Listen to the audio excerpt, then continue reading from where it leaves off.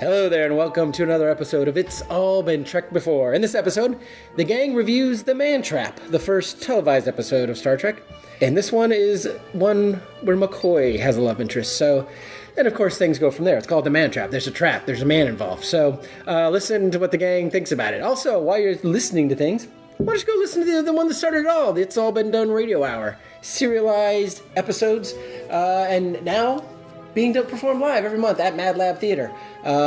What's your favorite? Could be Porn Star Detectives. Could be Universe Journey. Could be Daniel Kravitz's Chosen One. Could be. Either way, go check them out. They're all at IBDpresents.com. Also, one of our newer shows to check out is Stark Story Snacks. Had to say that very carefully. And it's exactly what it sounds like. It's little tasty morsels of stories. There's some short stories, micro stories even, by our own Samantha Stark. So check that out. That's another one that's just as new and fresh as our very own It's All Been Trek Before. So please sit back and enjoy the Man Trap episode of It's All Been Trek Before. So this is the third episode of our podcast. Hey. There are only two of us this time. Yes. Myself, Jimmy, and Steven, and no Amanda. So We had to take notes since she wasn't here. we took lots of notes. She abandoned us. She's going to be very disappointed she missed this She one. is going to. Because she would be calling me again on ripping off Star Trek because we used just very broad strokes of this for, ironically, our sixth episode. Not ironically, but this was the sixth episode in production order. Yes. Where we did the Christmas vampire instead of the salt vampire. But theirs was a lot better. So if you want to go check out that episode of Universe Journey while we're... Stop here, come back. Overall, what were your impressions of The Man Trap? Going in, I thought I would dislike it more than I did. Mm-hmm. And maybe there's just... I think it might be more than the sum of its parts. Maybe it's just all the like I said, we've watched the two pilots, and we finally got Uhura and Sulu and Janice Rand and some of those other things. And McCoy, obviously. Yeah. I in my memory, it was it's just a monster episode, but there's really a lot more going on. I wouldn't say it still doesn't hit me as like, oh, that's one you got to see, but not a bad episode. They're still introducing a lot of things, very interesting things. So I liked it more than I remembered liking it. Yeah, I mean, I wouldn't quite put this up there with the pilots, but I thought it was But I thought it was a very strong episode. Yeah. I mean, the story was interesting. There were some great character moments. We'll break it down more, but the story was actually a little bit more complex than I remembered. Me too. I just remembered it as a monster. Right. And this monster... You don't see it until the very end. And I remember the monster sucking salt, but I forgot that it had all these other abilities. Yeah. That really helped it blend in and hide, and the whole morality of question of can you make a species go extinct? Yeah, we got into the buffalo talk, which is interesting... in the 60s or even, I don't know for how long, it was like, they're going to be all gone. And all I know is I can get a delicious spicy burger at Ted's Montana Grill whenever I want now. So I think they've made a comeback. They did. I was just reading something about this today that, they were very endangered when this episode was made. But there are 350,000 buffalo right now. All right, good. As of today. So, they're not endangered. They're not covering 3 states. But they're no danger of being wiped out. That's good. We saved maybe Captain Kirk went back in time after they finished the Humpback Whales. Of course. And got some buffalo. We missed that movie. The movie didn't get made. Shatner's still going. We can do this. I wouldn't be surprised if Shatner's written a book about that. Captain Kirk going back and saving the buffalo. There were some hokey things in this episode. Yeah. For sure. I mean, all the dead people look like they got that same treatment the Olympic athletes got this year. Yeah. It didn't go as well for them. And, the first guy gets killed, and that guy went on to be on Guiding Light. And then when I was young, right before I started watching Star Trek, he was a big star on the Guiding Light. My mom watched it every day. Oh. And now when I watch it, it's like, oh, it's obvious. And they don't say that he's a security guy. No, in fact, we do see red shirt security officers in this episode. Yeah, but the ones that are going down the planet are blue and gold shirts. We never hear what Darnell or Darnell, was it? Right, Darnell was the first one. Okay, is it? I couldn't tell if it was Darnell, which is also the Mets catcher's name, or Darnell. Be. I thought it was Darnell, but I could be wrong. He's I don't think he's security. They never say what he is, but because he's very laid back and relaxed and arms crossed, and then of course he seems like a security guard because he gets killed right away. But I mean, they didn't need security though. They were just going down to an abandoned or a deserted planet. yeah, and that's another weird thing is that Kirk's like, well, we have to all of our doctors need a physical exam once a year. Like that seems an odd thing to take an entire starship just to do a physical exam, but. I mean, I assume that whenever one crosses in the general vicinity, they stop in. I mean, if there's a ship coming up and it's been 10 months, they probably go ahead and get it done instead of scheduling it out. Maybe it's on the way to something else. Yeah. So that part didn't bother me. Yeah. I mean, definitely, he was very insistent. But, that really didn't bother me. No, not that much. I just thought it was curious. But Darno or whatever, obviously wasn't security, and I'm fine with that because they didn't need security. But then the other two they brought down definitely seemed like security. Well, yeah, as soon as something had happened. As soon as he says we're getting a landing party, all I thought was bring some body bags because he's just laying to the slaughter. And yet still not wearing red shirts. No. I don't think anyone that died this week was wearing red shirts. No, you're right, yeah. And they had a lot of deaths in this episode. There's a lot, yeah. Thought we were going to lose her. I thought we were going to lose McCoy. Like, they put main characters in danger. They did. They and after that, the previous episode... Where we just saw half the crew get killed off. Yeah, makes me wonder if this was the pilot with, like, Sulu and Yura. Out of there. Yeah. The very opening thing, the last thing you see is Darno walking off with... who he thinks is the girl from the Pleasure Planet? That's the Bugs Bunny moment for me. Yeah. It was very like, Bugs Bunny seducing Elmer Fudd and he falls for it. The way he just turned and went. Yeah. And at first, at the beginning of the episode when I saw that, I was very turned off by it because I'm like, come on, have some professionalism. You weren't just going to follow some strange girl. But once we got to the end of the episode and we saw how McCoy behaved... willing to let Kirk die, like not listening. Yeah. It definitely put in my mind that creature was using mind control or some kind of hypnosis. Yeah, right. Well, we know he used hypnosis. Lock people in. Yeah, but I think there was more influence than just in the moment of holding them steady. I definitely felt like it tapped into those feelings of McCoy and made him protective. Yeah. To the point where his rational thought wasn't. And then when we saw the creature, it was him breaking out of the control. And then the creature fought to get back into it one last time. Yeah. So then when I look back at that first scene, I'm like, oh, no, the crewman was probably under its sway as well. Yeah, it makes sense. And it's interesting that when he goes off with her, other than... We know that that's the creature now because we've seen it. But if you're watching it the first time, because there's no dramatic music, there's nothing. It's just like... Oh, this is interesting because it goes right to the opening credits, opening title sequence. So it's like, just an interesting planet where a girl can look like whatever you think she looks like, and then you didn't know what it was. Of course, he gets killed. But I thought that was interesting. There's no, most of there's some dramatic, the dramatic music, and so I thought that was interesting. It's funny because we had 3 or 4 deaths in Where No Man's Gone Before. And 4 or 5 in this one, and if it's a crew of 400, we've now already gone through, 4%. Yeah. And we're only 2 episodes deep of 79. So did they lose the equivalent of an entire crew by the end of the series? I'm just curious. We should probably keep track from here on. I'm sure somebody else already has. There's no point in us making the effort. We can look it up. We'll just but if they're saying at this point the Enterprise is a crew of 400, I really feel like by the time this is over, they may have gone through an entire complement. Well, and we talked in the last show about Where No Man's Gone Before that they mentioned 9 people got killed when they crossed the other side, and then the 2 people. But Kirk really loses it over, he lost a crewman. And I don't even, it is Darno, and because he doesn't think the doctor's doing his job. And I'm like, okay, maybe Darno was close to him. Who knows? But he could have been. I mean, it sets up a nice moment. He took him along on the away mission. That's true. They could be friends. And it does make a nice moment when he comes back and apologizes to McCoy. Cause, I wrote the apology down too because that is such a good character moment for the two of them. Yeah.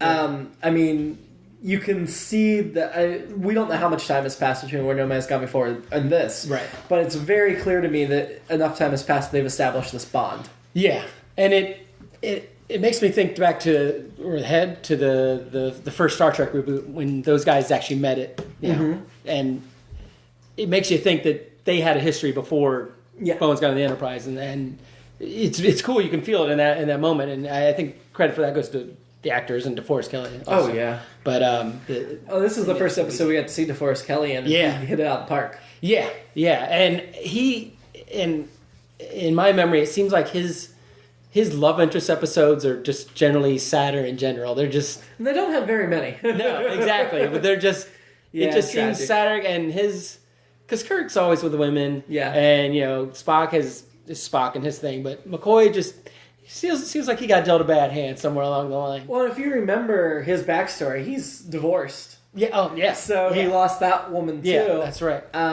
He's just unlucky in love. It also made me think, could you imagine Dr. Piper and the man that played him doing a story like this? Right. And you immediately understand why they replaced him. Yeah. Yep. Yeah, that guy couldn't have been... Yeah, it would have been on Golden Pond or whatever you want to call it. I don't know. I mean, maybe he's a fantastic actor. We didn't get a chance to see that. But just from what we saw where No Man's Gone before, it's hard to picture him in this story. And I think for... The general fan, DeForest Kelly he's Dead Jim, which we heard our first. He's Dead Jim in this episode. And there's so many times he's very over the top in the combating with Spock and all that stuff. But he brings so much depth, I think, in so many other parts, so many nice nuanced moments in grounding the other two and completing the triangle or whatever those three.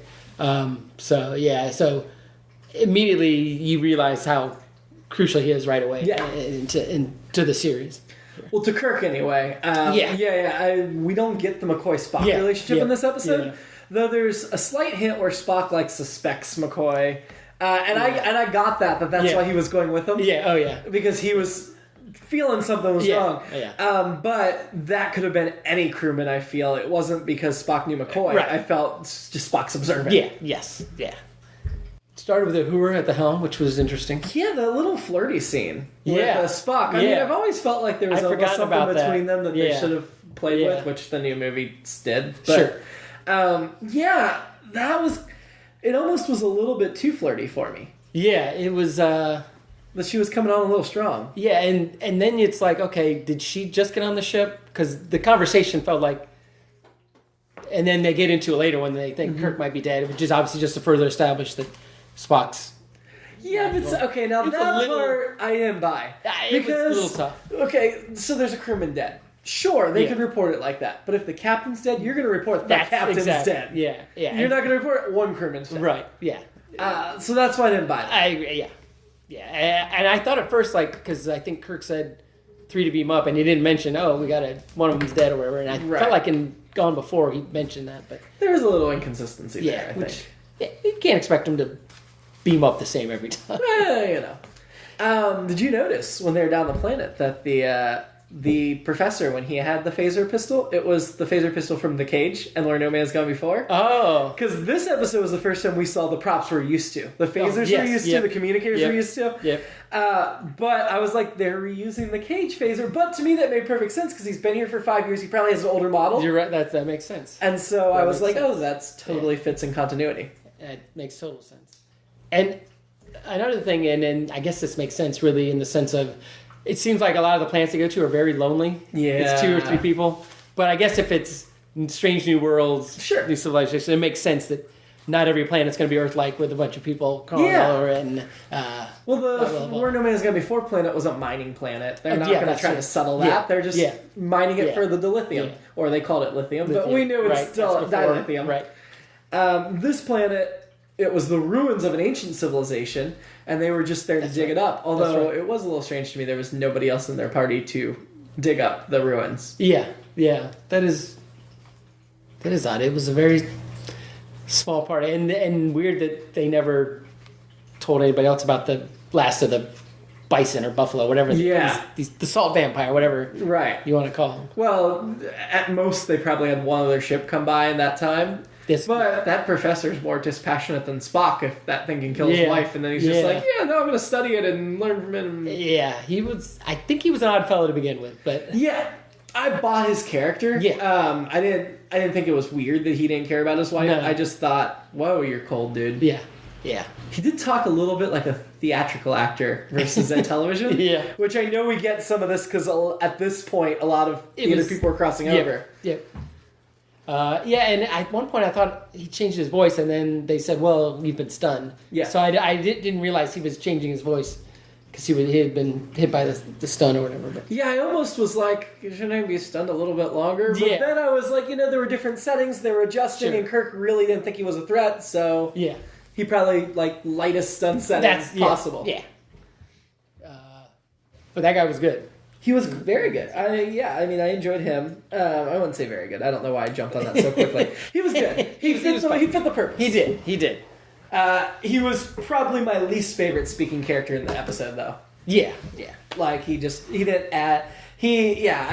wasn't one that I was like, ooh, I think we should bring him back and see him again. He was not my alternate universe. You didn't come up with a new spin-off this time? It was, I had it earlier. It was,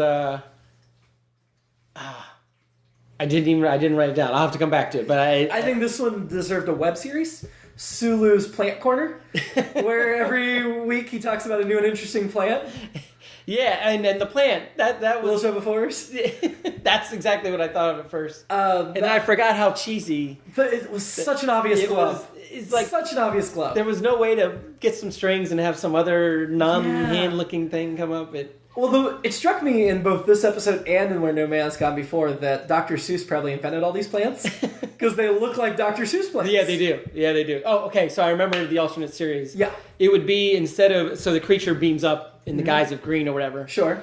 And it was a little hard to. It was a little. It seemed like when he beamed up or it whatever, and it was taking it stopped talking as much. Yeah. Whereas it talked to McCoy as the ex-girlfriend or whatever.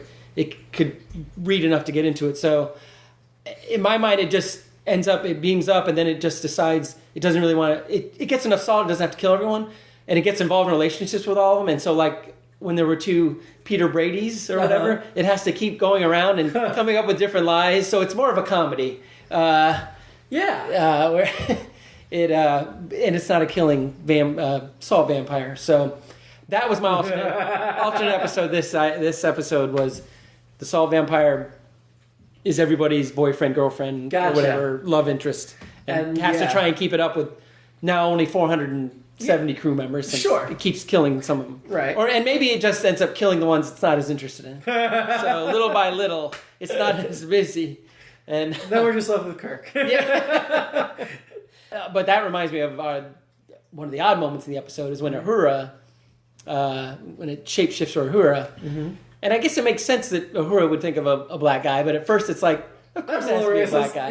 Yeah. No, but because then they explained that it went to her head and whatever, then I was like, oh, okay. When they start talking Swahili and whatever, and then it's like, oh, that's really cool. Yeah. Because she'd just been flirting with Spock and with other guys, so clearly Uhura will flirt with anybody, which... well, I think she has high standards. Well, I think she picks people... I didn't mean, she's not... She's no cult. Yeoman cult. Or Smith Jones. She doesn't see race, but she definitely has standards. She's not going to date... Spock's a pretty high bar. She's not going to date Green. No, she's... Rest in peace. Exactly. But and my take at that point was, and I'm glad we just qualified her as Girl of the Week, because she's just phenomenal. I'm just blown away by her. Just that girl is amazing. How we don't end up seeing more of her. I mean, we do, but... obviously there's some episodes where she's just all hailing frequencies, but sure. It's how do you not get her more involved in some way? She's such a strong actress, and she grabs the attention when she's on the screen. And you put her in those situations where she gets a little bit to do, and she totally rises. Yeah, I mean, she pulls you in, and I mean, she's gorgeous, and she looks, those uniforms were made for her.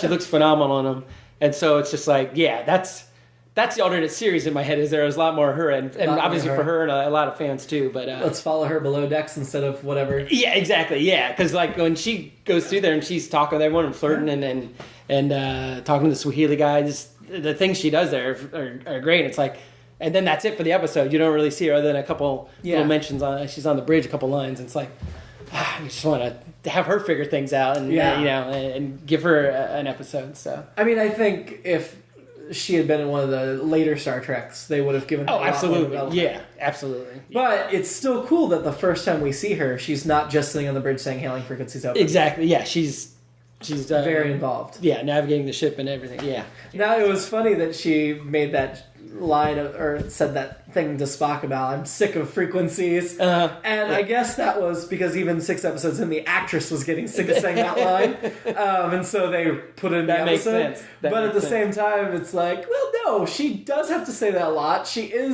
That is her job, right? And so even if we've only seen it a couple of times, she's been saying that for years as her career. It's kind of like when I used to imitate George Takei and call people or whatever. My joke was always that he ad-libbed the line "warp factor 1" because he'd always say those things. And see, some of that joke would be, "That wasn't in the original script by the great Gene Roddenberry. I completely ad-libbed." And we hear our first Great Bird of the Galaxy. Yeah, which was a Gene Roddenberry reference because he's known as the Great Bird. Yeah. What I thought was interesting with Sulu is, man, that man has a lot of hobbies. Yeah. So he's assumedly still head of the astrophysicists because we didn't see him in the helm. Yeah. But then he's in the plant laboratory, but he's not a botanist because there's no way it wasn't like it felt more like a hobby than a job for him. Yeah. But he's got varied interests and we get to see them. And when Janice Rand, who we see for her first time, is bringing him food. Yeah. Bringing him food. So he's high up on presumably still department head. Yeah, oh, that's right. Yeah, he hasn't been demoted. Yeah. Yeah. Still. Although he's wearing the yellow shirt instead of the blue. Yeah. I don't know that. Yeah. But but seeing him in that botany lab, I'm like, man, I wish they did more subplots with him in there. Well, yeah. It was cool. Yeah. It was a cool set. Yeah. Cool side of Sulu, and to already be getting what his side hobbies are this early on. Yeah. I feel like he gets less of that later. Yeah. You heard on Sulu both. They started out doing really cool things with them. And I think one of the things I was reading about this episode, that was one of the things that got mentioned was you see all this going on with him, and then sadly you don't see enough of that going for a forward, long time. Just here and there. Well, and we haven't discussed this yet, but the opening credits at this point, it's just Shatner and Nimoy. Yeah, and I didn't notice that till the end. I realized they said featuring DeForest Kelly. I was like, and then Sulu and Chekhov or Sulu and Uhura get lumped on the page with Donnell and and Green, and you're like, they don't belong on the same page. No. But even the first season was just Shatner and Nimoy. In season 2 and 3, they added DeForest Kelly, and that's all whoever made it to the front. Yeah, and that's bizarre to me. Yeah, I know Sulu and Uhura and Scotty and later Chekhov and Yeoman Rand at the beginning and Chapel were only ever contracted for half the episodes of a season. Oh, okay. They all sit out a lot of episodes. Yeah, but it's still, whereas Kirk, Spock, McCoy are in every episode. But it still feels weird, especially the way the movies made it much more of an ensemble. Yeah. And I don't know if that's because they just... Because, openings to shows in the 60s and 70s seem to run forever. Yeah. And he's got the speech and all that, but it feels like they still had time. They could have moved. And maybe they felt like they had to have the Enterprise go by every time, but that doesn't really make sense. It's just... Yeah, obviously the later Star Trek shows put everybody up front. Yeah. But this almost was like, okay, we're only putting the names that are above the movie title and the poster in the front. Yeah. And everybody else has to wait to the back. And maybe at that time they didn't really know that people would care that much about these other people. They weren't getting that feedback about... Well, if you watch The Cage, it just says Jeffrey Hunter. Yeah. And guest starring Susan Oliver in the opening credits. Right. You're right. And that's right. That's right. And so it's weird they put the guest star there. Yeah. Not Majel, not Leonard. Yeah. And then in this episode, I noticed, I was paying attention, that it's starring William Shatner, also starring Leonard Nimoy. And having that also starring instead of just Leonard Nimoy is more trouble than, you went to the extra effort to mention he's in the second video. Right. Which kind of... It is weird. Yeah. Huh. I don't know if they keep that up or if it just goes to and. I'll have to pay attention later. I know that the names, the two of them stay the whole time, but it felt very much like Shatner and Nimoy. Yeah. And I probably at that point, Spock hadn't exploded in popularity just yet, but... But that happened right away. Yeah. You're 6 episodes in, it was already happening. Yeah. This was episode 1, but... Yes, but I guess we'll see if by the time we get... the... It's going to happen real quick. Because then, by season 3, again, we'll get to season 3. Yeah. But I think adding DeForest in season 2, it's almost like, why didn't you add him in season 1? Yeah. It felt like maybe just because he came on board the production late is the only reason he's not there at the beginning. Yeah. The other thing I noticed, and I guess maybe they did the other ones, but maybe I'm just, is the whole captain's log of recapping, in case you're just joining us, or you just missed, or just in case you went far away during the commercial break. Yeah. And I didn't keep all of it after that. They come back from the opening.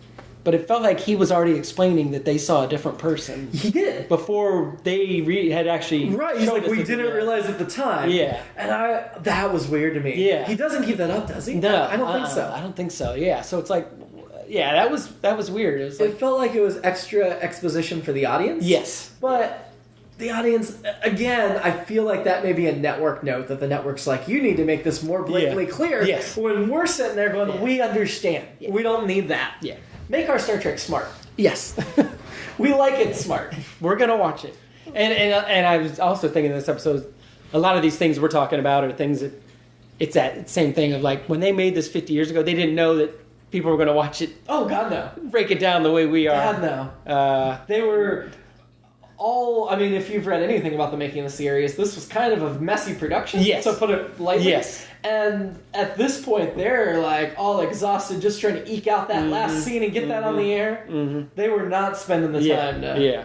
Which makes it even more impressive how well it turned out. It does. I was thinking the same thing. It was just like, just getting the stuff written. Yeah. Because I was reading about this one, and this was one that they weren't real crazy about. I think they had a couple different writers on it, and then Roddenberry, as you mentioned, the first one always goes in and they weren't happy. And so now I'm trying to pick out spots where I'm like, did Roddenberry? And I don't know why. I know they lots of times they weren't happy with it. You were saying so, but then they also had Gene Alcoon going in and rewriting all the scripts too. Yeah. And for the impression I get is while Roddenberry would go in and screw them up, Kuhn would go in there and fix them. So I could be wrong. But that's the impression I get, and I've read quite a bit about it. Yeah. That's the impression I get. Is Roddenberry was a good ideas man, but he just kept tinkering with scripts when he shouldn't have. Yeah. That's another alternate series where one guy keeps screwing up the show, and then the other guy keeps fixing it. Yeah. Yeah. It's almost like the producers, except they're not both on board. And one's unintentional. Yeah. I don't know. Yeah. That's the first... Yeah, I would watch that show. Yeah. We've coming up with great ideas here. Yeah. This is the first Jim and Janice Rand. Yes. And Grace Lee Whitney. Yeah, and who only makes it halfway through season 1? Yeah. And I remember when I was young watching this, and that really bummed me out. That well, it was hers was a drug issue. Oh, is that what it was? Yeah, okay. She was having substance abuse problems, and she was not happy they fired her. Sure. But it was. I guess it had been a problem, and they needed to. And clearly, things she got better, and there weren't hard feelings because she appeared in 2 of the films. Oh yeah, and an episode of Voyager. Yeah. The episode of Voyager with Sulu and Rand. Oh yeah, I love that episode. Like it's set during Star Trek 6, I think. Oh yeah. Yeah, $2 on the bridge. Yeah. I like that one, and that was the 30th anniversary episode, and then the Deep Space Nine one where they digitally put them in trouble with tribbles. I love that episode. So good. But yeah, I like Janice Rand. I do too. She was great. Her hair, whatever that was, the beehive, whatever they did with that. Yeah. Early Marge Simpson. Yeah. Yeah, and they never replaced her. Yeah. Because she at the beginning was every bit as important as a Sulu or a Uhura, and so it's odd to me that they didn't bring on a replacement. Yeah, and I guess she's the natural evolution of Ensign Smith-Jones and yes, Ensign Colt. And Colt. Yeah, because Yeoman. Yeah, sorry, Yeoman, not Ensign. Yeah. As we'll see in a couple episodes, like personal assistant or something. I guess. don't know. That's what it seemed like. Yeah. Yeah, those delivering guys going up. Yeah, and she want her to be here for Slug Over. Yeah, I guess that was. It's a bunch of sailors, I guess. Still, at the end of the day, but still, it seems like it's a little bit sexist. But then I think of my buddies, and if there's no women that would hear it, I could see them saying something like that. I mean, if you've listened to The Good, the Bad, and the Geeky, which is on this network, that Nick hosts, in the past we've been guilty of saying things like that, and we're trying to be better about it because. Actually, the most recent episode we recorded, I was calling him on it. I said, we need to stop this because this has gotten ridiculous. It was, not that it was excusable when we were 23, Sure. but a little bit more than now it's ridiculous. Yeah. I'm glad nobody was recording a lot of my conversations. It's just, but yeah, I think you get older, and plus it's just, I think as a society, we continue to evolve and grow and realize. But be cool about it was that thing that him and I were sitting in a basement, just the two of us, nobody else is around. Even though we're recording it, we're not thinking of that. Right. And so I saw those guys kind of the same way. Like, they're just butting around. They're not thinking of anybody else hearing them. Yeah. And we see it. But yeah, we see it, but, they forget the camera's on like we'd forget the microphone's on. Yeah. And obviously I'm looking and thinking, she's love her hair. You agree. Yeah. And she wears the uniform well as well. I mean, they were... Sure. If you notice, there was a woman walking the corridors in pants this episode. Oh. And I think there's only like 2 episodes in the series that happens. They make them wear skirts the rest of. And the other thing I noticed, and I think this is in every episode, but speaking of crewmen running or walking down the hall, whenever there's a red alert, there's a lot of people running, but there's always other people just strolling. Yeah. Just, casually. This doesn't My apply duty to me. station's only 100 feet that way. There's no reason to run. Yeah, maybe, or I don't have a duty station. I'm the teacher. I was gonna say, I gotta go to my quarters. I'm food services. I'm off duty. This doesn't affect me. Yeah. I shouldn't worry that there's an intruder on board. It doesn't impact me. I mean, there's like 15 decks, 20 decks. I don't remember how many. For the chances it's on my deck. Crewmen are dropping it like flies. I've lost 9 friends in 2 weeks, but why should I be concerned? This is nothing for me to worry about. I still, and we did not see the tennis couple this week. So now we need to do a spin-off where it's a group of buddies in the mess hall, and one by one all the friends drop off because they're dead, and then we just get one person. Like making a web series, and by the time you get to like the 13th episode, it's one guy at the table. Are they friends that meet in the mess hall to eat? And every week it's like, hey, where's Wilson? Oh, you didn't hear about Wilson? Salt vampire got him. And next week, Gary, the helmsman was a god and he killed him. And then you get down and you're left with, it's just, that would be a great little short for online. Is it? Yeah, the last one is anybody sitting here? Yeah. No, who are you? Oh, I'm new. I'm the new. Yeah, I replaced What department are you in? Yeah. Security? Oh, never mind, move along. Sorry, this is attached. Yeah. I need my alone time. Yeah. Or, you're up for an away mission. I'm feeling ill. Although clearly in this episode, staying on the ship didn't save you. No, it did not. No, it did not help. No, and whoever the best, most seductive person for you was going to show up. So it's funny. The longer the show was on the air, the more and more they slashed their budget at the same time as the cast salaries rose. So things kept getting more and more sparse. They'd set more episodes just on the Enterprise. They'd have less. It strikes me in this early episode how many different sets we get, how many cool things are going on. I was thinking the same thing, Like down the planet, there's like 4 different things we're seeing. Yeah. We got Sulu's botany lab, we got hallways, multiple hallways and turbo lifts. Yeah, it's not the same shot of the same hallway over and over and over. Yeah. And that goes away as the show goes on. Yeah. I mean, really, if you took the budget and the character development and everything for the man trap and just wrote some more episodes, I feel like that would have been a stronger show. Yeah. And maybe that's why this episode, even though it is kind of a monster of the week, although admittedly a much more complex monster than I gave it credit for. You don't get many elegies to the American Buffalo. Right.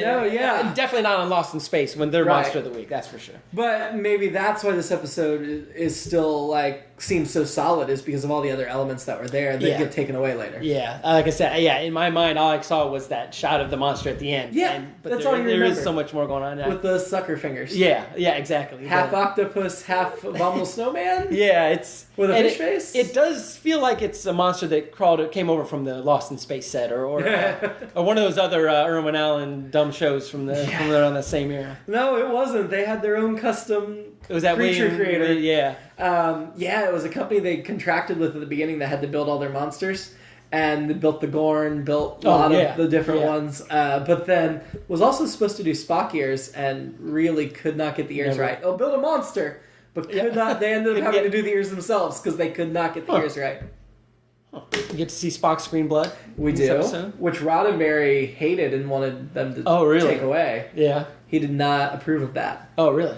Huh. Which I think is kind of odd because if you look at Spock's makeup and stuff, it looks like there's a green blood under there. He's got that Yeah, they've got sallow color yeah. that it doesn't look like red blood. Did he just not want it to be established he had green blood, or? It was a small trivia bit I read. It didn't have a story behind it, so I can't tell you what his thinking was, but maybe he just thought that would make Spock less relatable. I don't know. That's my guess. Or maybe he just didn't want Spock to ever bleed because he was like a Superman.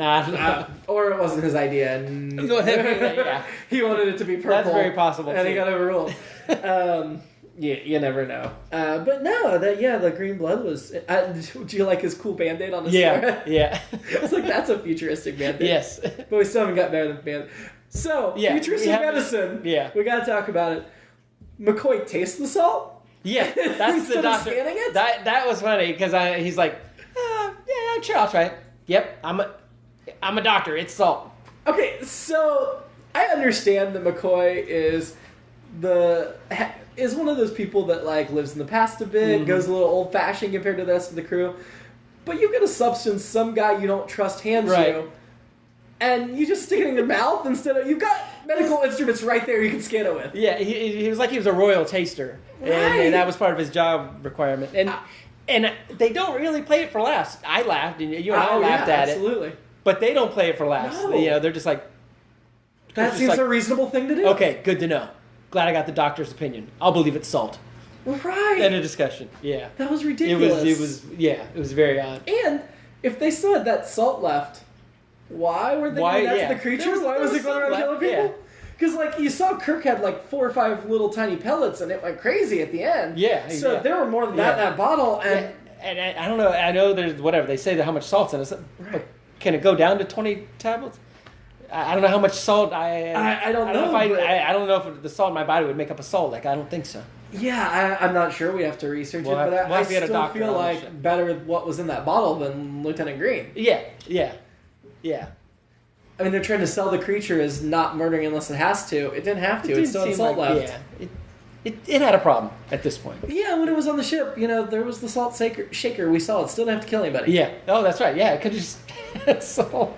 Although I definitely felt it was keeping McCoy alive because, like they said, it needed salt and it needed love, and McCoy was where it was getting the love. Yeah, which was an interesting turn. I'd forgotten that it also had this need to be because when accepted. It followed McCoy in and like put him to bed, I'm like, oh, it's going to eat him. And then when it didn't, I'm like, why not? Yeah, and I guess that's the other aspect that makes this not a total monster of the week, because they keep the doctor, and as it moves along, everyone keeps stressing that it's intelligent and it has thoughts and all that. It's not just an animal, despite its appearance or whatever, which comes back to in later episodes, just the whole, all the aliens in so many movies are humanoid, but just the idea that just because it doesn't look like us doesn't mean it's not intelligent. Sure. Or maybe far more intelligent. And you can't assign human values to its thinking. So the professor and McCoy, and granted there was probably some element of mind control involved, were defending it like, oh, it's harmless, we just need to feed it. Yeah. And no, it was still a killing whether it needed it or not. Yeah. And so there was that whole element of, okay, it's going to latch on and try to convince us that it's endangered and we should save it, but it's still murdering. Yeah. And this is the first one where I guess both episodes where Kirk just wants to protect his ship, and it doesn't, so nothing's going to get through that.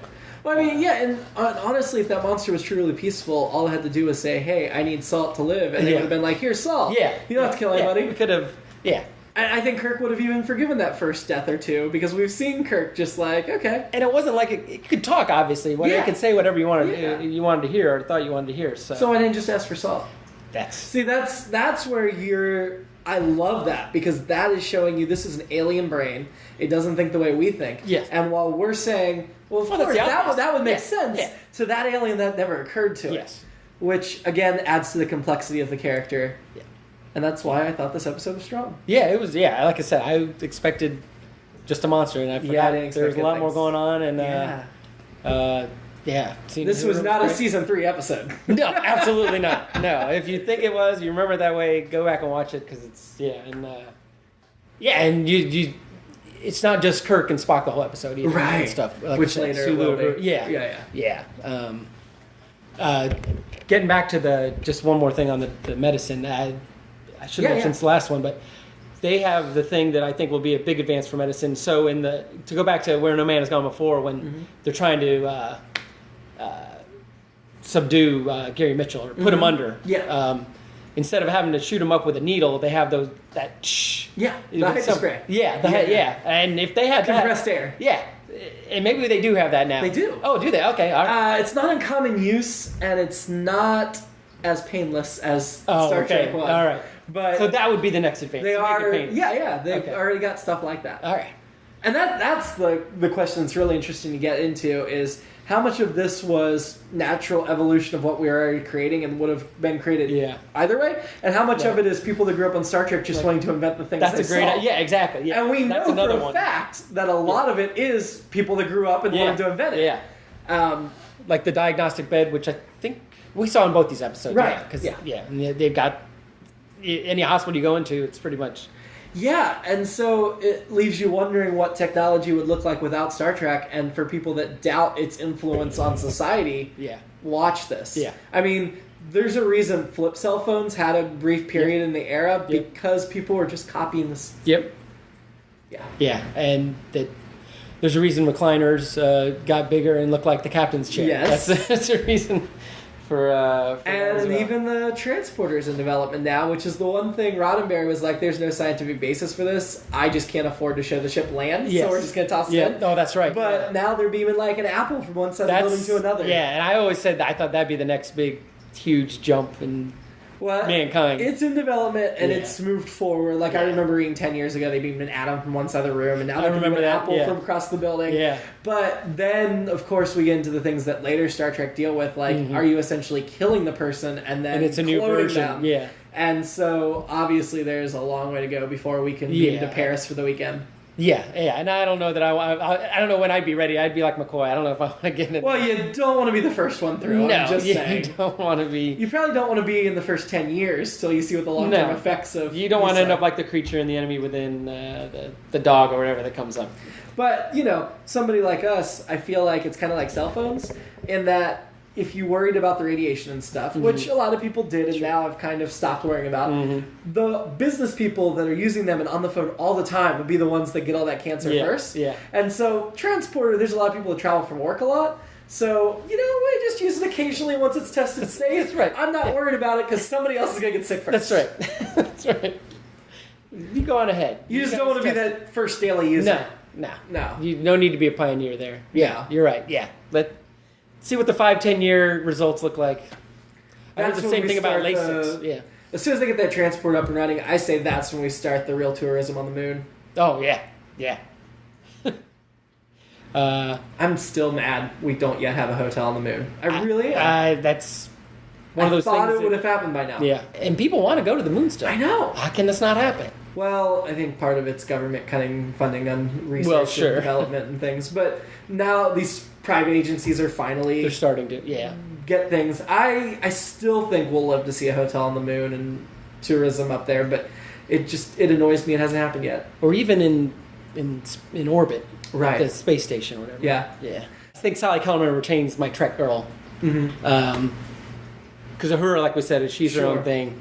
And much as I like Janice Rand, she I guess could count in it, but I'm going to stick with Sally Kellerman for this week. Kelly Kellerman 6, okay. Yeah. Not the hot blonde, that Bugs Bunny style. No, she didn't even say anything. She wasn't here long enough, No. Okay. And did they just call it a pleasure planet? Not... I think they said like Rigel or something. Okay. I don't remember. It definitely was not... I don't know. I thought he mentioned a planet name, but I could be wrong. Yeah. Well, if we're ranking just the 3 we've seen recently, this would be number 3. Yeah. But it's still high enough up that I know there's going to be a lot below it. Oh, yeah. Unquestionably. We should start our own little ranking as we go. Yeah. Now, would you put The Cage or Where No Man Has Gone Before at number 1? That's I know I'm holding on to my 14-year-old ranking of Where No Man Has Gone Before. It's very high. I'd probably give the nod to The Cage right now. Me too. Like you said in the Where No Man Has Gone Before podcast, it seemed it hit its points just a little higher. Yeah. It reached a little higher, and so far 1, 2, 3 we've gone down every week. Yeah. And yet I still feel like between The Cage and The Man Trap, it's not that big a gap. It isn't as big as I would have thought going in. Yeah. Join us next week. We'll be talking about Charlie X, and hopefully that one will be good too. Because I don't. What do you remember about Charlie X? Yeah, let's talk about that. Yeah. We'll preview it a little bit. I'm almost the same as Mantrap. I don't have strong. I feel like it's one of the first episodes I saw. The kid who plays Charlie, I remember being pretty good. Or I saw he was a good actor in other things. I think he was in Bonnie and Clyde. I could be wrong. Do you know what year the X-Men comic came out? Because Charlie X always makes me think of Charles Xavier. Yeah. He's not, I don't think they say he's a mutant, but he kind of reminds me of Professor X and his powers and things. But I don't have strong fond memories of it. I kind of feel like it was one of my lesser favorite ones as a kid. It doesn't pop into my head as being a favorite. So I kind of am expecting that one to go down a little bit from what we have seen. But I could be. And I think part of me is confusing with, is it Miri? Is that where they find all the kids? There's Darby? 2 episodes where they find kids. But Bill Darby, that's scary. That one I actually like a lot more than the other one. Yeah. I actually watched Miri like a month or 2 ago. Okay. For the Universe Journey we did during Fringe Festival. Oh, okay. Oh, yeah. Which borrowed from that and borrowed from And the Children Shall Lead, which is another similar episode. Oh, yeah. So these original series, whenever I want to honor them, there are so many that they did 2 or 3 episodes that were very similar. Mm-hmm. So I'll just take aspects from both instead of I'm not going to redo that later. Was it Dan and Dallas? Yeah, Dan and Dallas. That alone was worth it for us.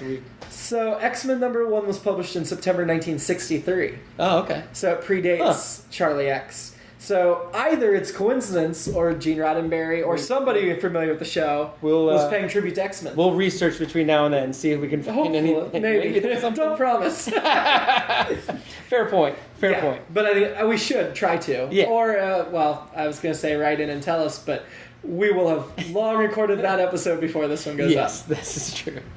Well, have a good week. Watch Charlie X and join us next time. There you go.